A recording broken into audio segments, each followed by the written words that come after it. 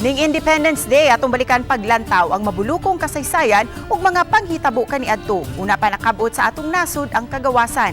Dinhi sa Sugbo, lain-laing mga museo ang mamahimong mabisita aron makakuha og ideya ug mas masabtan ang atong kasaysayan.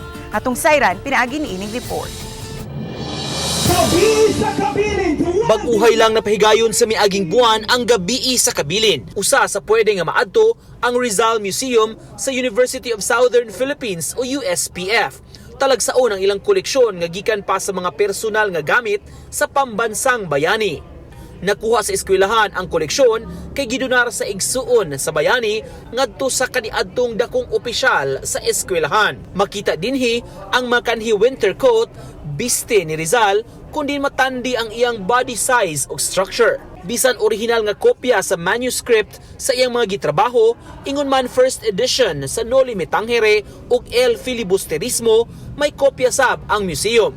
Usa sa labing bag-o nga gidisplay sa school museum ang usa sa mga original nga KKK flag nga gihimo ni atong Philippine Revolution. Ang 127 anyos nga bandila may timaan na sa labihang kakaraan ug pagkagusbat apan gipaningkamutan sa eskwelahan nga mapreserbar gihapon kini aron ma-appreciate pa sa umaabot nga henerasyon. Gipakita asab kini taliwa sa Gallery of Flags sa eskwelahan aron mas makakaton ang mga tao sa kasaysayan ug itsura kaniadto ug ang evolution sa bandila hangtod sa porma niini karon. Karon sad among gi-showcase because of the KKK flag.